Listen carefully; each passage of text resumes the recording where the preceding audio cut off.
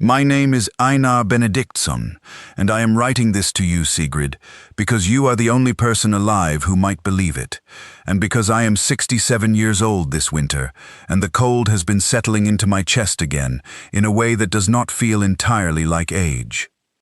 It was February of 1923 when we found the ship.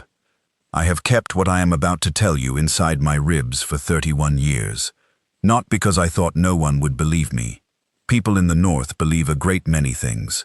I kept it because the moment I said it aloud, in full, the way I am about to write it now, it would become a permanent fact in the world rather than a thing I could still partially convince myself had been the cold and the dark, and the strange architecture of grief that builds itself in men when they lose someone on the ice.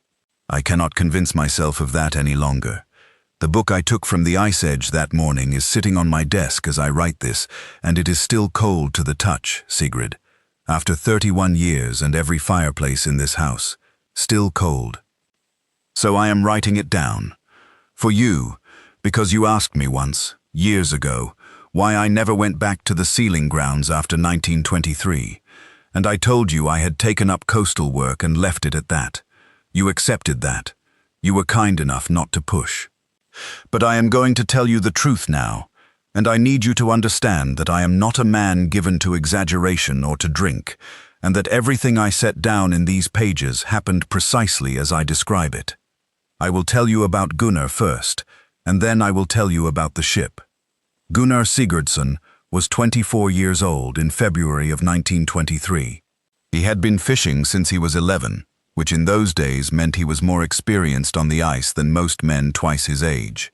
And he had the particular quality that young men raised on cold water develop when the sea has been their classroom for so long. He was confident in a way that had never yet been tested and broken, and he wore that confidence the way a man wears a coat he has never had reason to take off. I liked him. I want you to know that I liked him very much, because what I have to tell you about Gunnar later in this letter is the part that costs me the most to write, and I want you to understand that I am not writing about a fool or a stranger. I am writing about a boy I helped teach to read a tide chart, whose mother I knew, whose father I drank with in the summer after the mackerel season, and I need you to hold that close while you read what comes next. The other men who came aboard the frozen ship were Petur Hafsteinsson, who was 31, and had the build of a man made for pulling nets and no imagination to speak of, which in retrospect was probably the only thing that saved him. Olafur Magnusson, who was 45, 6 years younger than me that winter, and who had been a pilot on the coastal trade routes before a dispute with a ship owner over salvage rights had reduced him to seasonal trawler work. And then there were the 3 men from the first trawler, the ones who had spotted the vessel the previous day and come back with us. Bjarne Thorvaldsson, who captained the smaller boat, and his 2 crewmen, Halfdan and Thomas, brothers from Akureyri, who I did not know well, and whose faces I have spent 31 years trying not to see clearly when I close my eyes. 6 men went aboard, 4 came back to the ice. I am going to tell you everything now, in the order it happened, as best I can reconstruct it, because the order matters. The order is the only way to understand what the logbook was describing and why I believe it was true. Bjarne's trawler, the Hvitfugl, had been working the ice edge south of Scoresby Sound on the 12th of February 1923, pushing as far east as the drift allowed to get ahead of the sealing grounds before the weather turned. It was late afternoon when Halfdan spotted it. He told us this the next morning when we met them at the edge of the pack, and he described it the way you describe a thing that does not make sense. Flat statement, no elaboration, eyes a little too steady. He said the ship was just standing there in the ice, upright, fully rigged, Norwegian flag still at the mast. And the ice around her was old ice, not new ice, dark and thick and layered in the way that ice gets when it has been building for years, not weeks. He said she was 40 meters deep if she was a foot, and that she looked like she had been there for a very long time, and that her hull showed no damage he could see from the deck of the Hvitfugl. Bjarne said they circled her twice in the remaining light and did not attempt to board because the temperature around the vessel had dropped sharply as they approached, sharply enough that Tomas had gone below for an extra layer and come back up to find his breath was not misting the way it should have been, which bothered him enough that they marked her position and pulled back to make for the harbor. He said it in a matter-of-fact way, the way fishermen discuss weather anomalies, as though the breath not misting detail was a meteorological curiosity rather than a fact with no meteorological explanation. And I remember looking at him across the table in the harbor master's office that night and seeing something behind his matter-of-fact delivery that was not calmness.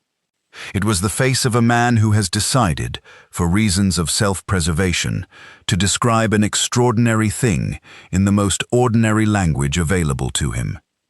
I will come to what I felt when we first stepped onto the ice beside that hull, because it is the thing I have replayed most often, and the thing the logbook, when I read it later, gave its clearest explanation for.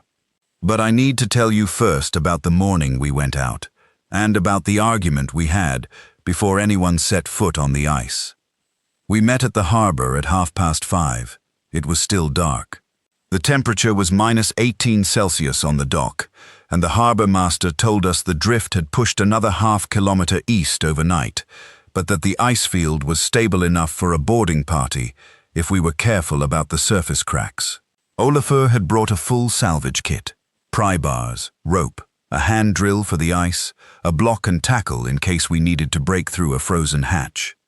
Petur had brought his own tools plus a short-handled axe he carried everywhere on the ice, and which he referred to, without irony, as his partner.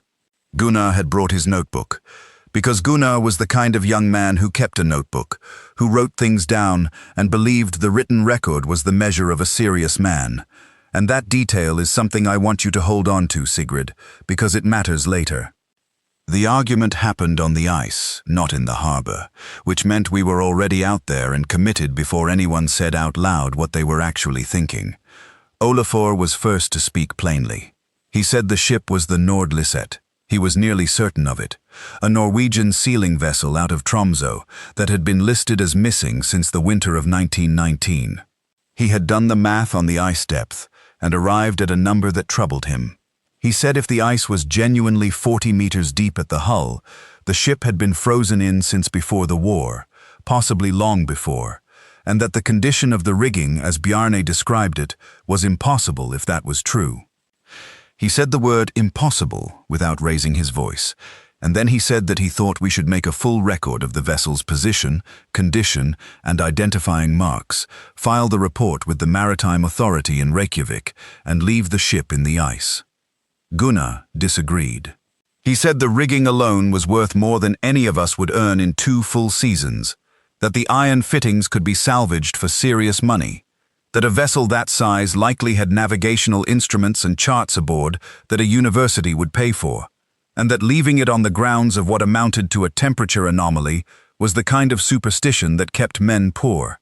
He said this last part looking at me specifically, and I do not think he meant it unkindly. He was 24 years old. He thought he was being practical. Bjarne sided with Gunnar, because Bjarne had already done his own arithmetic and had arrived at the same figures regarding the rigging.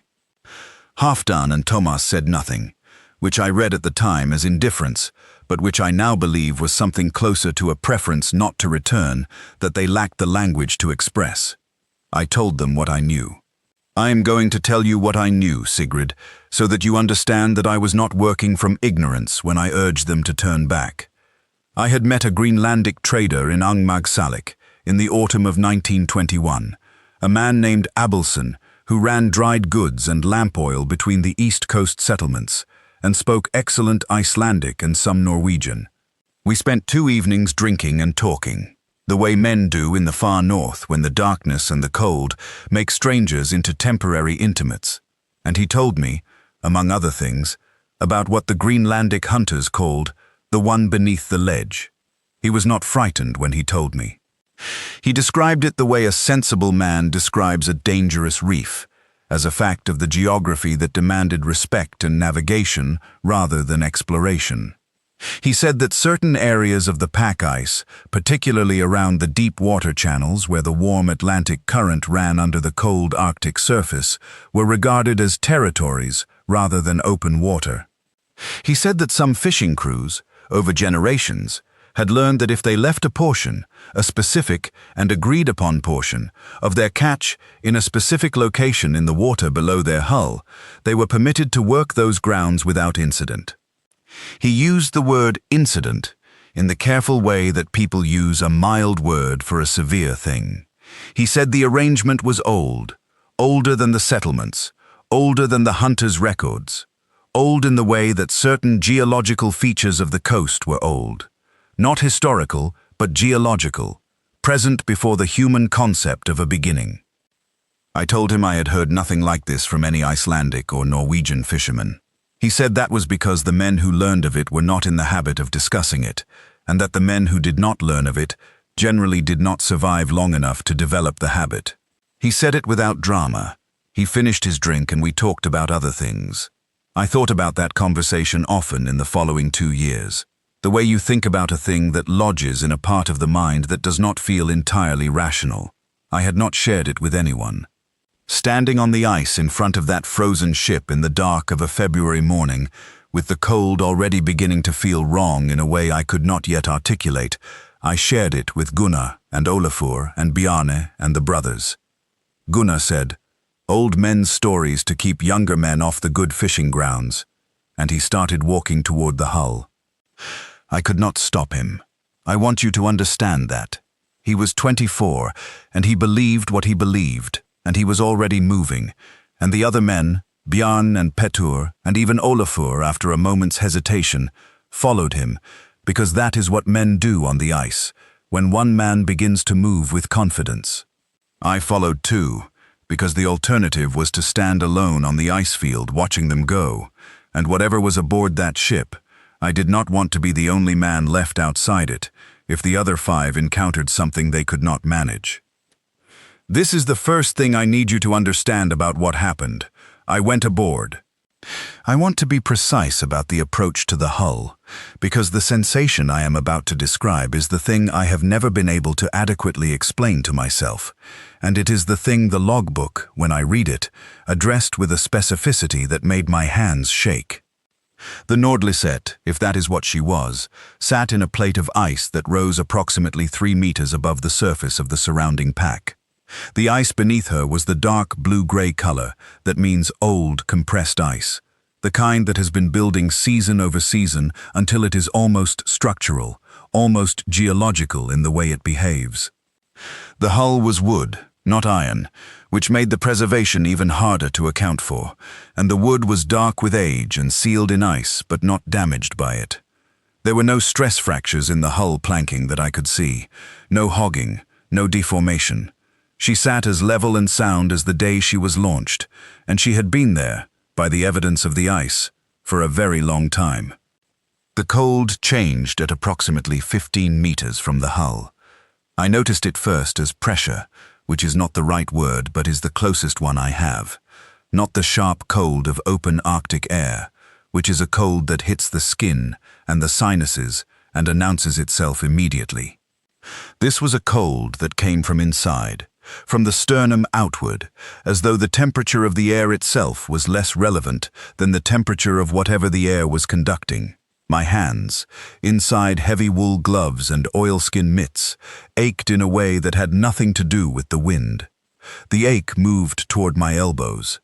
I could feel it in my back teeth. At 10 meters from the hull, the ache was deep enough that I put my hand against my chest involuntarily, the way you do when you are checking for something wrong with the heart. And I looked at Petur beside me and saw him doing the same thing without appearing to notice he was doing it.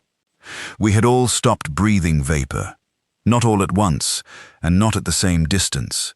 But by the time Gunnar reached the hull and put his hand against the planking, none of the 6 of us was producing visible breath in air that was -18 Celsius. The absence of that vapor was the thing that broke through the ordinary calculations of the morning and landed in the part of the mind that is older than arithmetic. Bjarne saw it first. He stopped walking and looked from his own mouth to the mouths of the other men, and his face went very still. He did not say anything. He just stopped walking. Gunnar did not stop. He had his hand on the hull, and he was looking up at the rigging, and he said the fittings were cast iron and in extraordinary condition, and that there had to be a way onto the deck without coming back for ice spikes. Olafur said quietly that he had no breath missed. Gunnar said the cold was affecting it. He said he had read about temperature inversions that could suppress condensation in exhaled air. Olafur said he had not read about any such thing, and he was fairly certain it did not exist. Gunnar had already found a way up. There was a ladder of sorts, an ice-encrusted rope ladder that hung from the rail amidships and which had been frozen in place in a partially extended position, as though someone had been in the process of using it and had stopped. Gunnar went up it hand over hand, testing each rung before he committed his weight, and he was on the deck in less than 2 minutes. Petur went next, then Bjarne. Olafur looked at me and I looked at him, and we went up because the alternative, again, was to stand on the ice alone, and that felt worse. Halfdan and Tomas were the last up. By the time all 6 of us were on the deck, the cold in my chest had deepened to a point that I would describe, if I were a physician rather than a fisherman, as an absence of warmth rather than a presence of cold, the way a room feels when a fire has been out for a long time, when the walls themselves have drawn the heat out of the air and the stone is competing with your body for the warmth of your blood. I was wearing a wool shirt, a heavy sweater, a canvas coat lined with sheepskin, and a full oilskin over all of it. I could feel the cold in my kidneys. I want you to understand how specific that sensation was. It was not generalized cold. It was located, deep, as though the temperature were not coming from the air but from the center of the ship itself, radiating outward through the deck, planking under my feet, and the rail under my hand. The deck was clear of snow. This should not have been possible. The surrounding ice field was covered in the accumulated snow of what had clearly been a hard February, and the rigging was dressed in frost, but the deck planking was bare, not swept, not recently cleared. Bare in the way that a surface is bare, when nothing settles on it, as if the temperature or the pressure or something else entirely in the air, directly above the deck, prevented accumulation. Gunnar noticed this and said it was interesting. Olafur said nothing. He was standing at the stern, looking forward toward the bow, and his expression was the expression of a man solving a problem he has not yet fully articulated. I walked to the stern rail and looked out over the ice field. The wind was coming from the northwest at perhaps 12 knots. Steady, normal. I watched the spindrift move across the surface of the ice in the expected direction. Then I looked at the deck again, at the bare planking, and I thought about the direction of the wind and the direction of the cold I could feel in my chest, and I realized that the two were not aligned. The wind was from the northwest. The cold was coming from the east, from the bow, from somewhere forward of the main mast, pressing aft with a deliberateness that had nothing to do with the weather. I did not say this out loud. I want to be honest with you about that, Sigrid. I noticed it and I said nothing, because Gunnar had already crossed to the forward hatch and was clearing ice from around the hatch cover with his axe, and saying it out loud would have sounded like exactly the old men's stories he had already dismissed. And part of me, the part that has spent 67 years living in a practical world, was still working to explain it to myself in terms that did not require me to accept what the Greenlandic trader had told me in a lamplit room in Angmagsalik. The hatch cover came free with a sound like a seal breaking. A breath of air came up from below. It was not cold. That is the detail that stopped all of us. After everything we had felt on the ice and on the deck, the air from below decks was warmer than the air above. Not warm by any absolute measure. Not pleasant, but warmer. And it carried a smell, brine and old wood, and something else beneath those, something organic and deep water, and without a precise name in any vocabulary I possess. Not rot. Rot is a warm process, a bacterial process, and whatever the smell was, it did not suggest decay. It suggested depth, The deep water smell, the smell of something that has been submerged for a very long time. Gunnar went down the companionway without hesitation. Petur followed him, then Bjarne, then the brothers. Olafur looked at me. He said, in the careful voice he used when he was thinking hard about something and not yet ready to commit the thought to language, "The Norwegian crew did not die of cold." I said nothing. I went down after the others. The interior of the Nordlyset was dark. We had brought lanterns, heavy storm lanterns with good wicks, and we lit them in the companionway. The light revealed a vessel in a state that I can only describe as interrupted, as though the crew had been in the middle of a dozen different tasks and had simply stopped. A meal was laid in the galley. The plates were on the table. The tin cups were set out. The iron pot was still on the stove, the contents long since frozen solid. There were tools laid out on a workbench near the forward bulkhead, a marlin spike, a sailmaker's palm, a pot of pitch. Charts on the chart table, a compass in its gimbals, not frozen, swinging freely, clothing hung on pegs, everything in its place, everything as it would have been if someone had called all hands on deck in an emergency and no one had come back below. There were no bodies. This is the second detail that stopped all of us, and I want you to sit with it for a moment, Sigrid, because it matters enormously. A vessel, frozen solid in 40 meters of ice, empty of her crew. Crew nowhere in evidence on the deck or the ice. No lifeboats missing from the davits. No sign of evacuation. No sign of fire, of violence, of starvation. The ship was whole and the crew was simply absent. Gunnar said the crew must have abandoned ship and been lost on the ice. Olafur said the boats were still on the davits. Gunnar said they could have walked. Olafur said that was a distance of 80 kilometers across moving pack ice in winter, and asked where they would have been walking to. Gunnar had already moved forward to the captain's quarters. I went with him. I am going to tell you exactly what was in the captain's quarters, because it is the thing that shifted the morning from strange to something else entirely.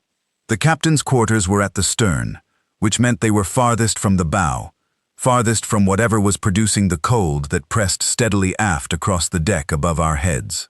In those quarters the cold was present but manageable. The bone ache was there, but at a level I could set aside and function through, the way you function through a low fever, aware of it, compensating for it, not stopped by it. There was a desk bolted to the bulkhead. There was a chart rack. There was a bunk with a fur-lined sleeping bag on it, the bag pulled back as though someone had just risen from it. And there was a logbook. Gunnar picked it up and turned it over in his hands.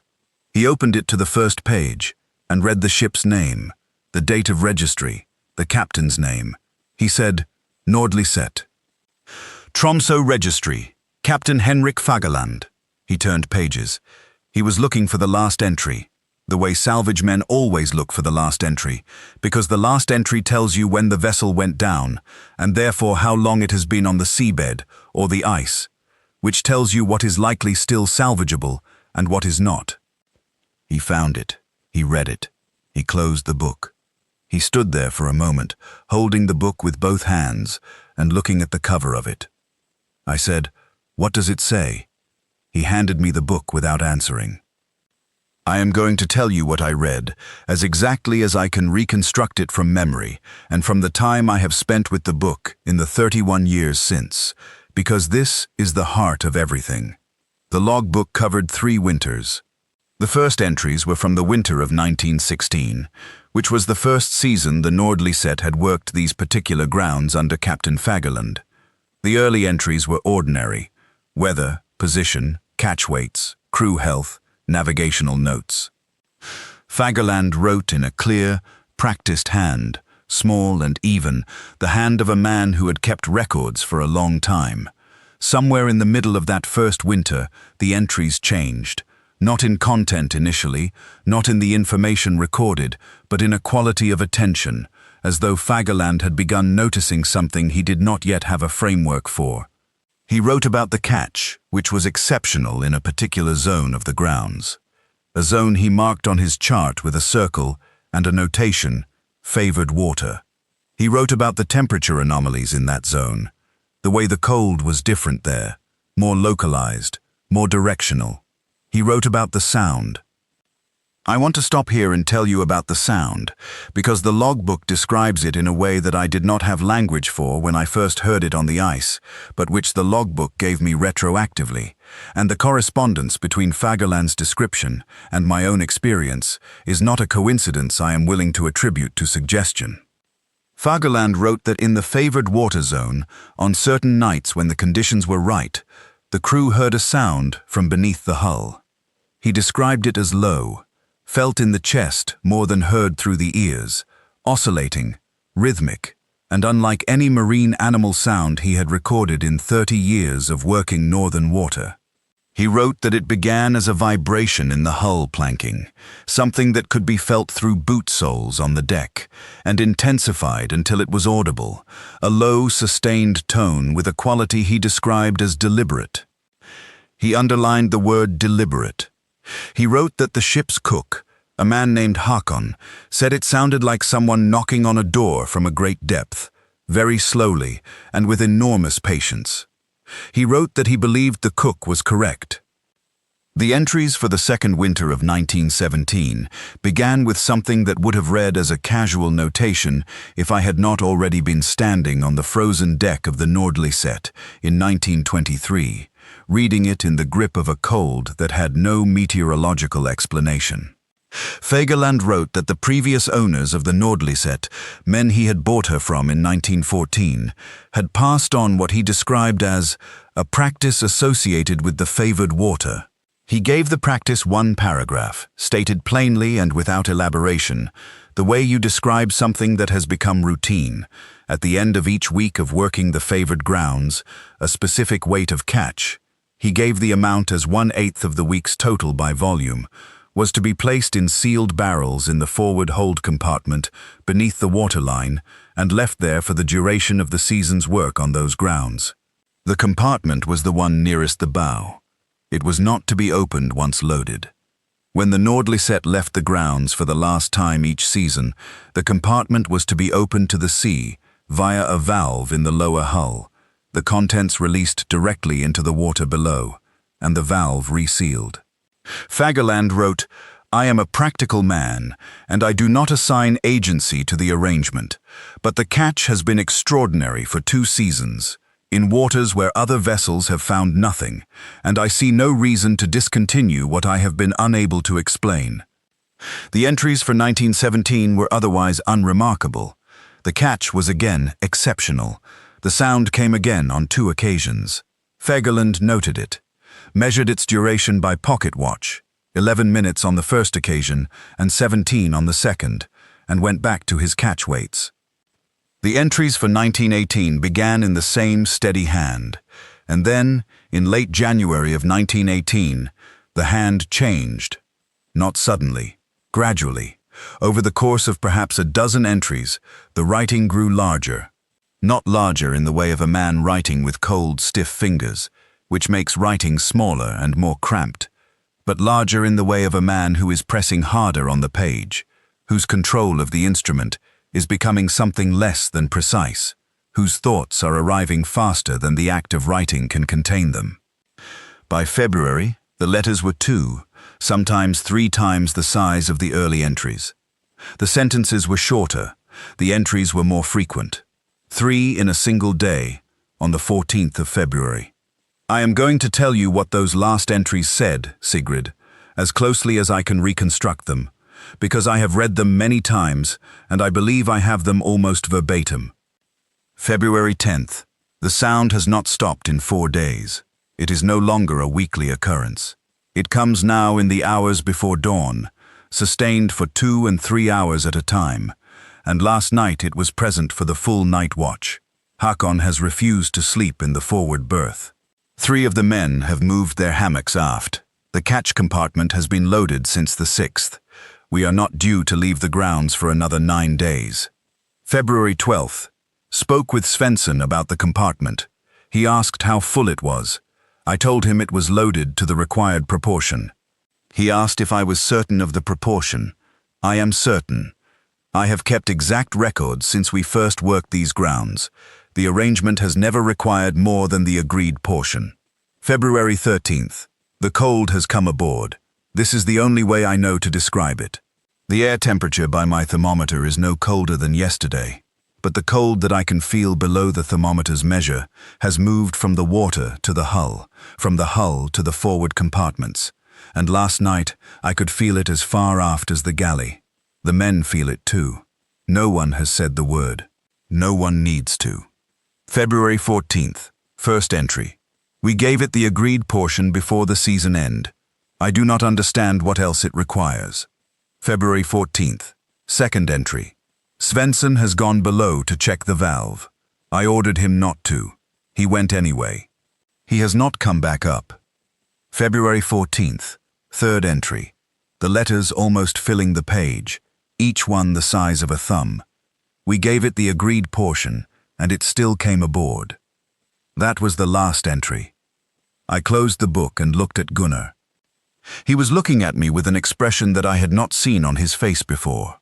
Not quite fear, not yet, but the expression of a man whose arithmetic has just returned a result he did not expect, and who is still working out whether the error is in the calculation or in the underlying assumption.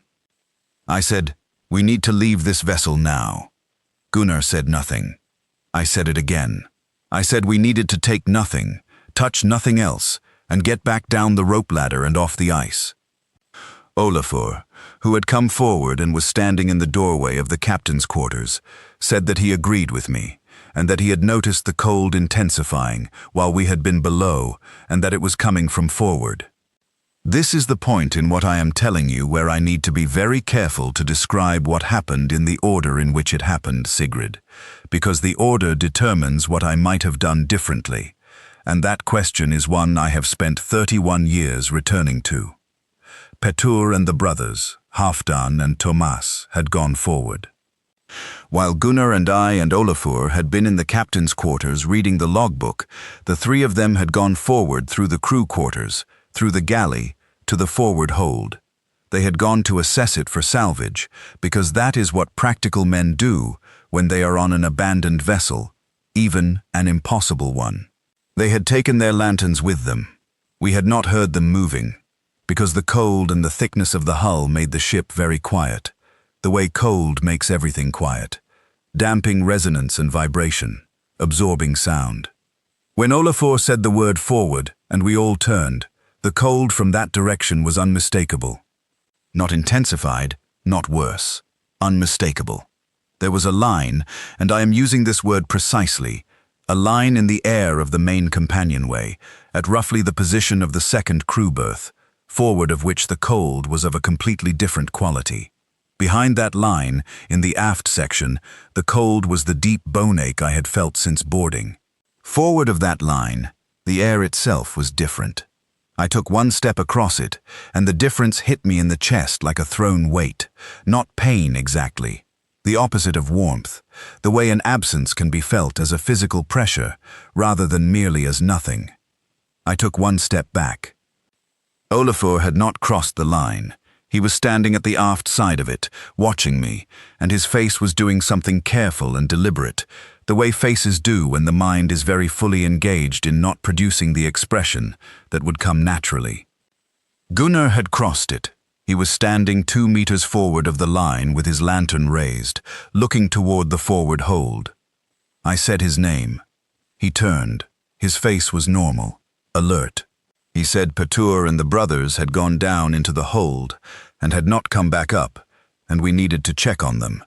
Olafur said that was almost certainly true, and that what we needed to do about it was get off the ship and not go into the hold. Gunnar said he was not leaving 3 men in the hold of an abandoned vessel. I said, "Gunnar, the logbook, you read it." He said, "There is nothing in the logbook that requires us to abandon 3 men." He was right. That is the terrible thing, Sigrid. He was not wrong in the principle he was applying. He was applying the correct principle and arriving at a catastrophically wrong conclusion, because the situation did not belong to the category of situations in which that principle operated. But I did not have the language for that distinction in the moment. I am not sure I would have been able to make him understand it, even with the language. He went forward. He went through the forward companionway and down into the hold. I did not follow him. I want you to know that. Olafur and I stood at the aft side of that line in the air, and we did not follow Gunnar. It is the decision I go back to most often, not because I think it was wrong, because I am not certain it was right. We heard Gunnar below us for several minutes. His boots on the hold floor, the creak of him moving through the space. We heard him call Petur's name, then the brothers' names. We heard him say something in a low voice that we could not make out, and then we heard nothing for a long time. The cold pressed aft. I need you to understand what I mean when I say pressed, because it is the best word I have for it, and even that word is not quite right. It was not that the temperature dropped. The temperature had been wrong since 15 meters from the hull, and we were already as cold as we could be in any ordinary sense. It was that the quality of the cold moved, like a tide coming in, steady, slow, advancing by increments. It moved across the line in the air of the companionway, and it moved toward us, aft, and as it moved I felt it in my hands first, and then in my chest, and then in a way I have never been able to adequately describe, in my resolve. Not fear, something beneath fear, something that made the idea of remaining aboard the ship feel as physically difficult as standing against a current in a river. The way your body argues with you when you are trying to do something that every biological instinct is organized against. I want to be precise about this because I think it is the most important thing I can tell you about what the men in the hold experienced, and about what the ship itself was doing. Gunnar came back. He came up out of the forward companionway and stood in the main passage, and his face, Sigrid, his face was the face of a man who has seen something that he has not been able to process and is simply not processing it yet. His eyes were working. He was breathing, I could see that. But the expression behind the eyes was somewhere else entirely. He said, "They're sitting down." I said, "What?" He said, "Petur and Halfdan and Thomas. They are sitting in the hold, on the floor, against the forward bulkhead." "They won't stand up," Olafur said. "Won't or can't." Gunnar said, "They say they are fine. They are sitting down and they say they are fine and they will not stand up." I pulled at Petur. He said he needed a moment. Halfdan said he was comfortable. He stopped. He said, quieter. Their faces were very calm. I have thought about the faces a great many times, Sigrid, about what calmness looks like in a man whose will has been removed from him, but whose biology is still operating, whose voice still works, whose eyes are still open. I think it must look like peace.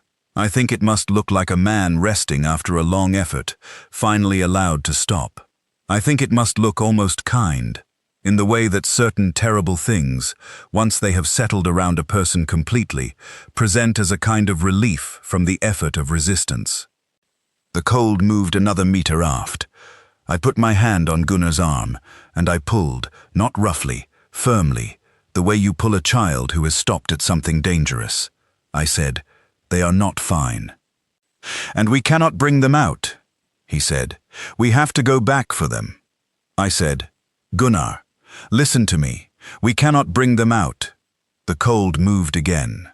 Olafur was already moving aft.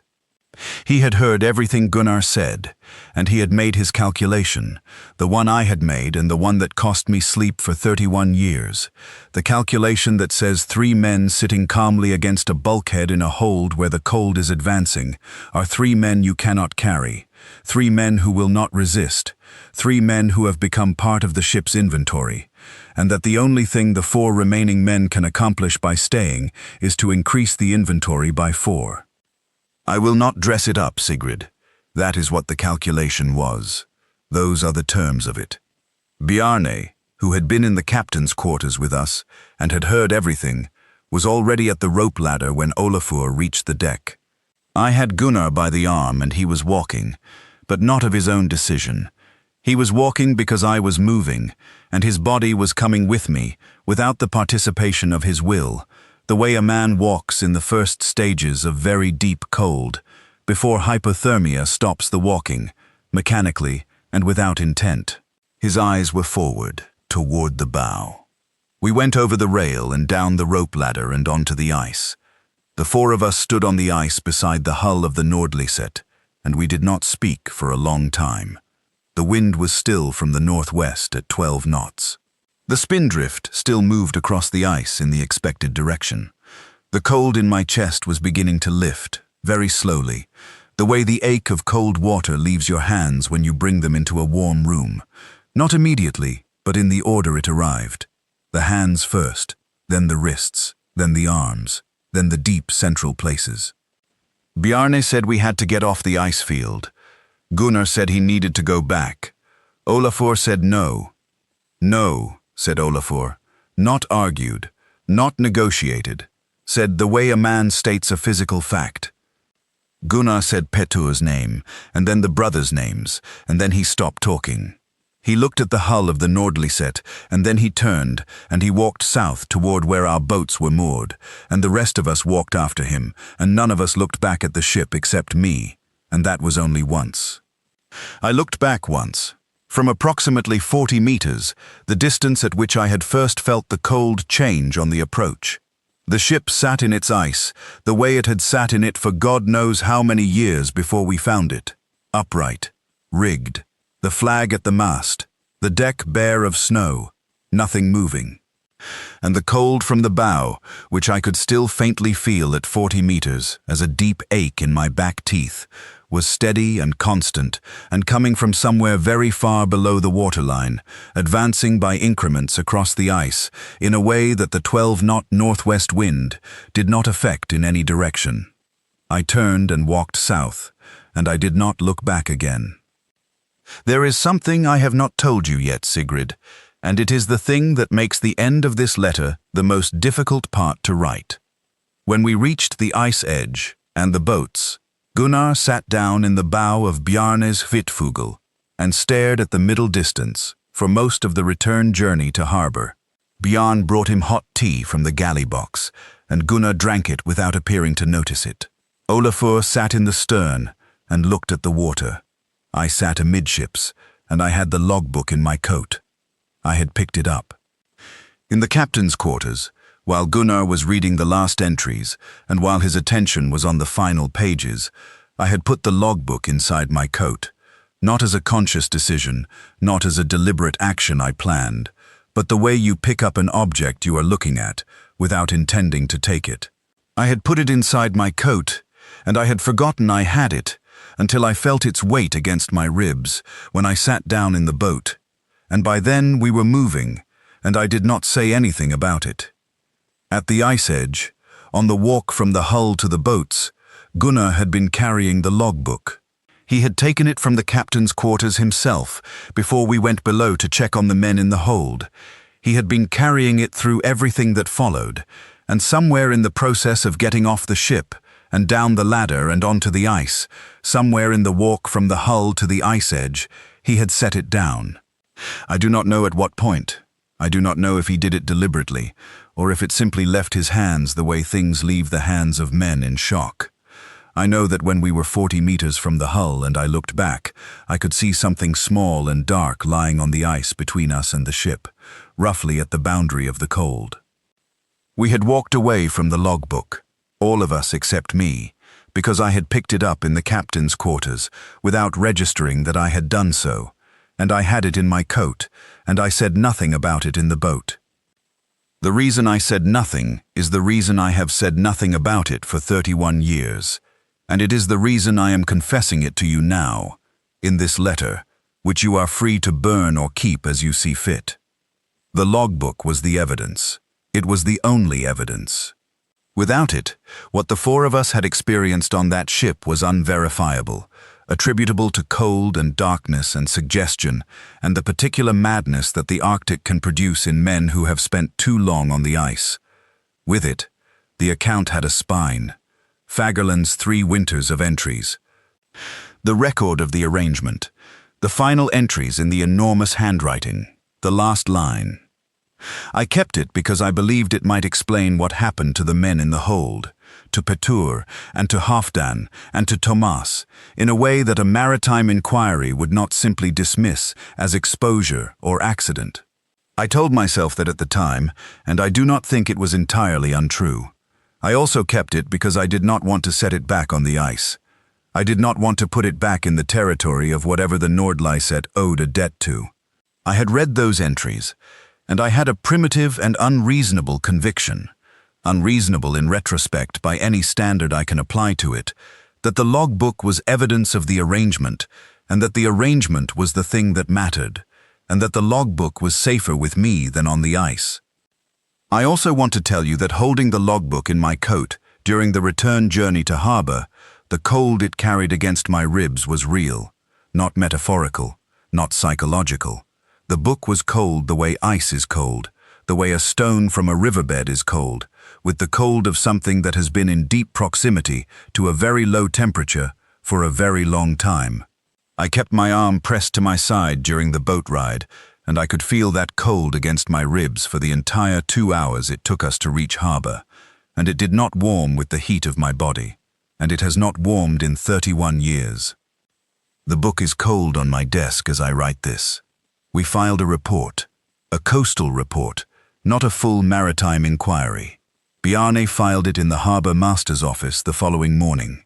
He described the vessel, her position, her condition, the absence of crew, the absence of lifeboats, and he described 3 of his boarding party, he named Petur, Halfdan, and Tomas, as having become incapacitated in the forward hold, and having been left aboard when the remaining 4 men evacuated due to what he described as environmental conditions of an unusual nature. He used that phrase exactly.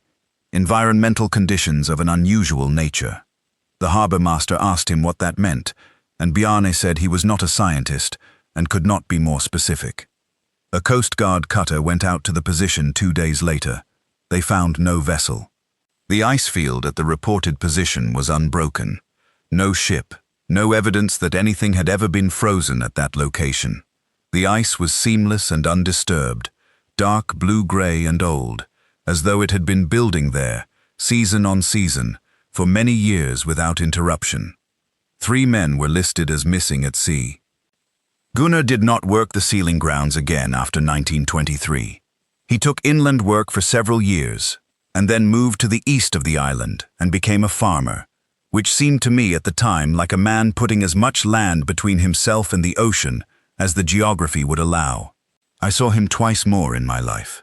The second time was 1939, and he looked like a man who had slept badly for 16 years, which I believe is exactly what he was. He did not mention the ship. We talked about the fishing quotas and the weather and his children's names.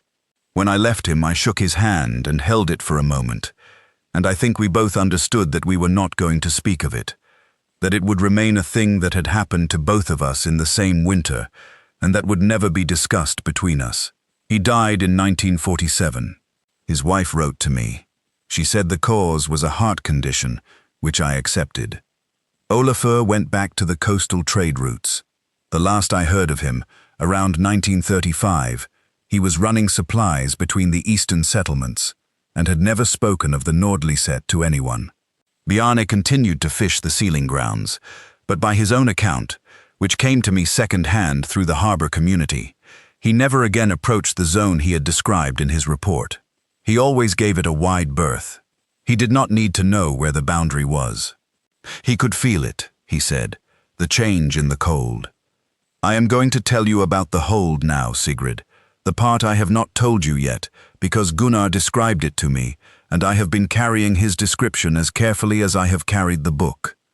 Gunnar told me what he had seen in the hold before we left the vessel, not on the boat coming home, and not in the harbor master's office, but later, in the winter of 1923, the following December, at a gathering in Reykjavik, where we were both present for unrelated reasons, and which gave us 2 hours of quiet in a corner of a warm room, away from other people.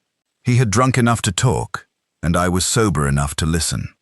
He said the hold was full of cold in the same way the air on deck had been full of cold, but much more intense.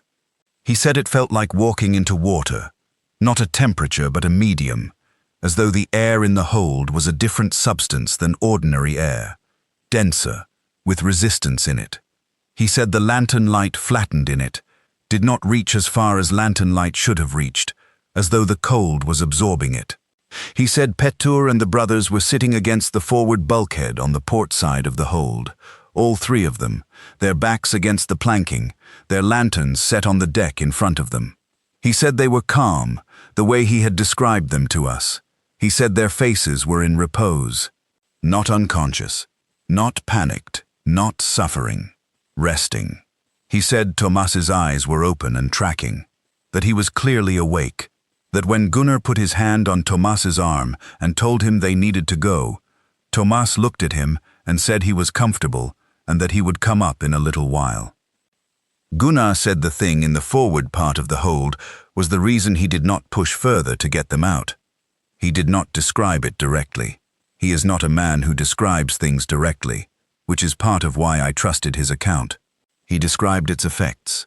He said that forward of where the three men sat, in the space between them and the bow compartment, the forward compartment where the offerings were meant to be sealed, the space was wrong. He said his lantern lit the floor and the walls up to a certain point, and then the light ended not in darkness, but in something that had a quality to it, a presence to the lack of light, an occupied quality to the space that the light did not enter. He said the cold from that space was different from the cold in the rest of the hold. The hold cold was the bone-deep, pressurized cold we had all felt since boarding. The cold from that forward space was precise, aimed. He used the word aimed, and then he looked at his drink and said he knew that was not a sensible word for a temperature, but it was the only one that fit. He said he stood there for perhaps 2 minutes. He said in those 2 minutes he became completely convinced of one thing with a certainty he had felt about nothing before or since, that if he crossed the space between himself and the three sitting men, he would sit down too. He said it would not have been violent. He said it would have been easy. He said this was the thing that made him turn around. I asked him if he thought the three men were still alive. He was quiet for a long time.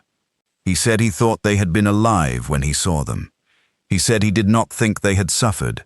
He said he thought the ship was going to go back where it had come from, back into the ice, and that the men inside it would go with it, and that the arrangement would be satisfied. I asked him what arrangement. He said, the Nordli set owed a debt. Someone stopped paying it. It came to collect. It took what it was owed and then it went back. I asked him if he thought it had taken enough. He said he did not know. He said he was not sure the accounting matched anything we would recognize as fair. I have thought about that answer for many years. The accounting. Gunnar was right, that it was not a human accounting. The arrangement described in the logbook was specific in its terms. 1/8 of the weekly catch by volume, placed in the forward compartment, released at the end of the season. 3 consecutive winters, maintained faithfully and exactly by Fagerland's record. And then, for reasons the logbook does not specify, the arrangement lapsed. The commission that had sent the Nordlyset to those grounds did not return for a 4th winter, and the offering was not made. And in the February of the year following the last season of the arrangement, the ship sat frozen in the ice and empty of her crew, and the logbook said the cold had come aboard, and the agreed portion was no longer enough. The Greenlandic trader in Angmagssalik had told me that the arrangement was inherited, that it passed from vessel to vessel, from owner to owner, like a right or a lease. What he had not said, and what I had not thought to ask, was what happened when the inheritance broke down. When the new owners of a vessel, men who had bought the boat without the knowledge of what came with it, worked the grounds and were successful, and never noticed the terms of the arrangement because they were not working the favored water zone, and so the collection never came due. Someone would eventually work the favored water. They would find the catch extraordinary. They would continue to work it. And at some point, the accounting would begin, and whatever was beneath the ice would find that the debt was not a new debt, but a very old one, compounded, and the agreed portion was no longer sufficient to cover it. That is what I believe happened to the Nordlyset. That is what I believe the final entries in the logbook were describing. Not a failure of a current arrangement, but the settling of an older account. One that had been building for however many seasons the ship had been passed between owners who did not know what they had inherited or what they owed. I do not know who owned the Nordlyset before Fagerland. I have tried to find out. The Norwegian maritime records I have been able to access give me only Fagerland's purchase in 1914 and the ship's listing as missing in 1919. Before 1914, the records are incomplete or inaccessible. I do not know how many owners there were, or how many seasons of debt had accumulated by the time the collection came due. I am telling you this, Sigrid, because I need to tell you what I am afraid of. I have had the logbook for 31 years. It has been in my house for 31 years, cold to the touch, every day without exception, every change of season, every August, when the house is as warm as it ever gets, and I open the desk drawer and press my hand against the cover and feel the cold come up into my palm. Cold like something recently out of deep water. Cold like the hold of the Nordlyset. Cold like the air at the forward boundary of the blow that pressed aft across the deck while we were aboard. I have not worked the sealing ground since 1923, as I told you. I have not been within 300 kilometers of the position Bjarne filed in his report. I have not spoken of this to anyone. Not to my wife before she died, not to my sons, not to the harbor men I drink with in the summer. I have kept the book and I have kept the secret, and I have told myself that these two facts were unrelated, that I kept the book as evidence, and that my avoidance of the grounds was a professional choice, that none of this connected to any ongoing debt or any ongoing arrangement that I was party to. I am 67 years old this winter, and the cold has been settling into my chest in a way that does not feel entirely like age. It is not constant.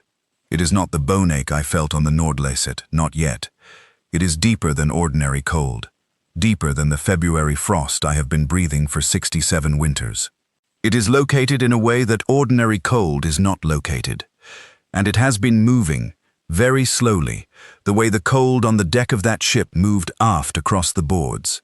And it began, Sigrid, to the best of my ability to put a date on it, the winter after I stopped fishing altogether and sold my boat and retired from the sea.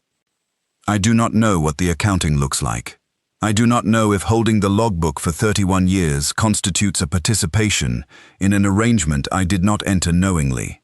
I do not know if retiring from the sea and taking myself off the grounds represents, in whatever arithmetic governs these things, a lapse in payment. I do not know if the thing beneath the ice tracks men by their proximity to the water, or by their possession of its records, or by some logic entirely beyond mine. I know that Fagerland was a careful man and a thorough record keeper, and that he maintained the arrangement faithfully for 3 winters, and believed that he had, and that it still came aboard. I know that Gunnar Sigurdsson looked like a man who slept badly for 16 years and died at 50 of a heart condition in a country with clean air and clean water and no particular reason for early cardiac failure. I know that the book on my desk is cold and has been cold for 31 years, and the cold in my chest is not age. I am writing this to you because you are my sister's daughter, and you are the sharpest person I have known in 67 years on this earth, and because I want someone to know the full account while I am still in a position to give it, not so that anyone can act on it. I do not think there is an action available that would change the accounting at this point, but because the account should exist somewhere other than my desk drawer, because Petur Hafsteinsson and Halfdan and Thomas Arnarsson deserved to have what happened to them recorded by someone who was present, and Fagerland and his crew before them, and because the 3 men in the hold sat calmly against the bulkhead and said they were comfortable, and I did not go back for them, and Gunnar and Olafur and Bjarne did not go back for them, and the Coast Guard cutter found nothing at the position 2 days later, and 3 men were listed as missing at sea, and that listing is the complete official record of what happened to them, and it is not enough. The logbook is in the desk drawer in the study, the left-hand drawer, the deep one. It is wrapped in oilskin. You will feel the cold when you pick it up, even through the oilskin. Do not be surprised by that. What you do with it, I leave to your judgment. You might take it to a university. You might take it to a maritime authority. You might take it to the ice, though I would urge you not to do the last of these. You might burn it, which I have thought about many times and never been able to do, for reasons I do not entirely understand and do not entirely trust. Whatever you decide, I want you to know the account. I want the account to exist. Petur Hafsteinsson was a practical man who carried a hatchet he called his partner, and who had no more imagination than the ice required. Halfdan and Thomas Arnarsson were brothers from Akureyri, who said nothing that morning, when they could have said, "We are not going back," and went anyway. They sat calmly in the cold of the hold, because the cold had removed from them the will to do anything else, and they deserved better than 3 lines in a Coast Guard report. I went back for the book, Sigrid. I went back in the dark before dawn, and I picked it up off the ice at the boundary of the cold, and I put it inside my coat, and I walked south to the boats, and I said nothing. I have wondered, for 31 years, whether going back for the book was what kept me alive, or what will eventually stop me from being alive, and I have not arrived at a satisfactory answer to that question. Perhaps both, perhaps neither. Perhaps the accounting is more interested in the men who stayed than in the men who left, and my 31 years of cold winters and cold books are simply the residue of proximity, the way you carry the smell of a place on your clothes long after you have left it. Or perhaps not. The cold in my chest is very specific tonight, Sigrid. It moves when the wind drops, and comes on when the weather from the north settles in, and it is not in my lungs and it is not in my heart by any measure I can take with my own 2 hands. It is in the place behind the sternum, where something pressing against you from the outside eventually meets something that cannot push back, and it is moving, slowly. I wanted you to know. Your uncle, Einar.